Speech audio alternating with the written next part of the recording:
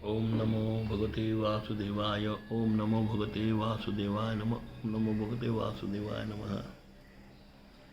नमस्कार देव सज्जनों। दूसरा जो प्रश्न था कि हमारे जो एंजाइटी है, जो एक हम हिंदू है, सनातन धर्म में फॉलो करते हैं, हमारे बच्चे आजकल इस चीज़ से दूर भागते हैं। उन्हें कोई दोस्त टोक लेता है या कोई रिश्तेदार हमको टोक देता है कि आप मंदिर जाते हो, आप फलाने फलाने संप्रदाय को फॉलो करते हो, उसके बाद हमको इंसल्ट करते हो, ये अपशब्द बोलते हो, तुमको बोलना नहीं चाहिए।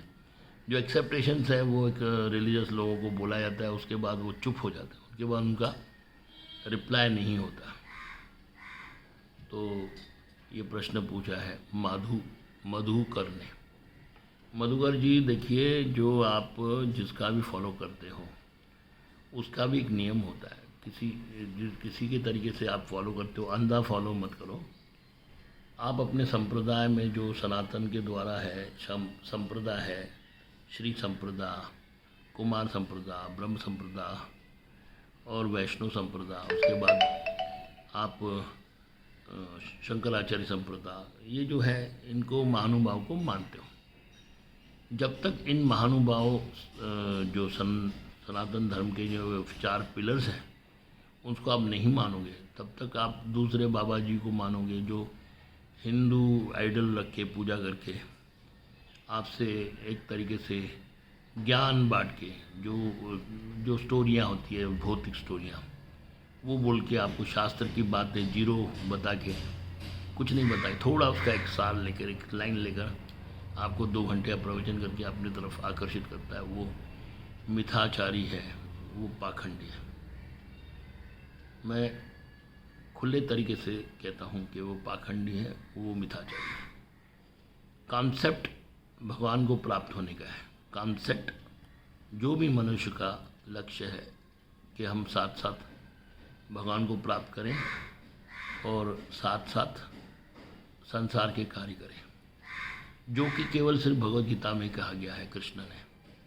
हे अर्जुन, तू ये जो युद्ध है वो भी कर और मेरा स्मरण कर। अब ये फिलॉसफी कैसे हो सकती है? जब युद्ध करना है, काम करना है, आजीविका में जाना है, तो उसके साथ साथ भगवान का चिंतन, नेक्स्ट इम्पॉसिबल। भगवान पागल है, हम लोग पागल हैं, या हमको पागल बना दिया है। तो ये कॉन्सेप्ट जो था, ये भगवद गीता में दिया था, किसने भी आज तक इसका खुली तरीके से मतलब बताया नहीं कि भाई ये कैसा कॉन्सेप्ट है, क्या हो रहा है। तो ये ऐसा है कि आप जब अभी आप कोई मंदिर में जाते हो, हाथ जोड़ते हो, तो आपको अपनी इच्छा आती है मन में, भाई मेरे घर में ये चीज़ की कमी है, मेरे पुत्र को ये चीज़ की कमी है, मेरी लड़की को ये चीज़ की कमी है, मेरे पति को ये चीज़ की कमी है, ये अभाव है या यह स्वभाव है। तो ये आप बोल के भगवान को बोलते हैं इसकी पूर्ति करो। तो ये कहाँ से होता है? चिंतन, मन से होता है। आप भगवान के सामने हो और मटेरियल थिंकिंग आपके अंदर में आ जाती है, तो है ये उल्टा।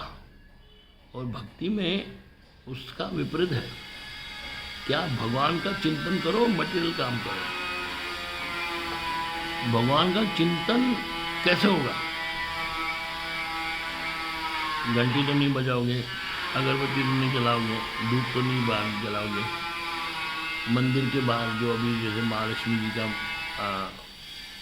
देवी का मूर्ति है, उसको हाथ चढ़ाना, दिया लगाना, पूजन करना, फिर उसके बाद साथ में काम करना, ये कैसे हो सकता है? नेक्स्ट नंबर 2 मिनट करके बैठ गया अपने काम पर, लेकिन ये चिंतन अंदर होना चाहिए। ये कॉन्सेप्ट जो है वो भगवद गीता में, वो अभ्यास के द्वारा, अभ्यास मतलब जो अभ्यास हो, जो भगवान की नित्य प्रेमा भक्ति के द्वारा अभ्यास होता है।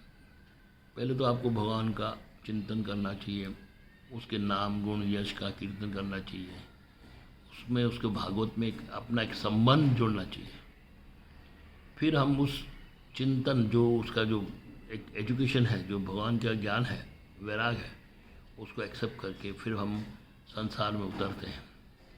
फिर जहाँ भी अगर मंदिर में भी जाएंगे तो वो हम लोग सिर्फ भगवान का चिंतन करेंगे, और दुनिया के काम करेंगे, सेवा करेंगे, भगवान की सेवा करेंगे।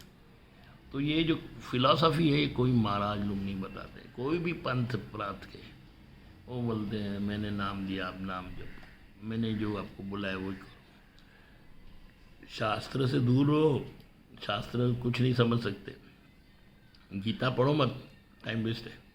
ऐसे बोलने वाले धुमाचारी, धुमाचारी का अर्थ है जो पाखंडी, वो है, वो आपको भटकाते हैं। आप गीता बार बार पढ़ो, क्षण क्षण पढ़ो, ये नहीं बताएंगे। वो क्यों नहीं पढ़ो? क्योंकि उसमें एक दो फैमिली के बीच में एक युद्ध है, कौरव पांडव युद्ध किया, हमारा क्या जाता है, हो गया, ख़त्म हो गया। वो जिसको कृष्ण ने बचाया वो भी इस दुनिया में नहीं है, जिनको मारा वो लोग भी दुनिया में नहीं है। ये क्या है, कुछ है। आप उसको पूछते हो, आप योनि को पूछते हो, आप लिंग को पूछते हो। ये जो जितना भी हम लोग पर क्वेश्चनिंग होता है वो सब अधम है, उसको पागल, उनको फिलॉसफी नहीं मिलती। सबका लक्ष्य एक ही है, भगवान की प्राप्ति, ईश्वर की प्राप्ति, सब मनुष्य की प्राप्ति। सब मनुष्य का एक ही सिद्धांत है कि हमें भगवान की प्राप्ति करनी चाहिए, लेकिन वो मार्ग किसी ने नहीं बताया, किसी ने नहीं बताया। सब ने उसका एक सैंपल एग्जाम्पल दिया है, वो उस पर चलने का। एक चौक पर खड़े सब बाबा लोग, यहाँ चले जाओ, वहाँ चले जाओ, यहाँ चले जाओ, 25 तरीके रोड है, वो निकल जाते हो, भगड़ भटक के वापस आ जाते हो। लेकिन जो सही रास्ता है वो कोई बाबा जी नहीं बताता, उसकी दुकान बंद हो जाएगी ना। बाबा जी नहीं बताएगा आपको सच बात।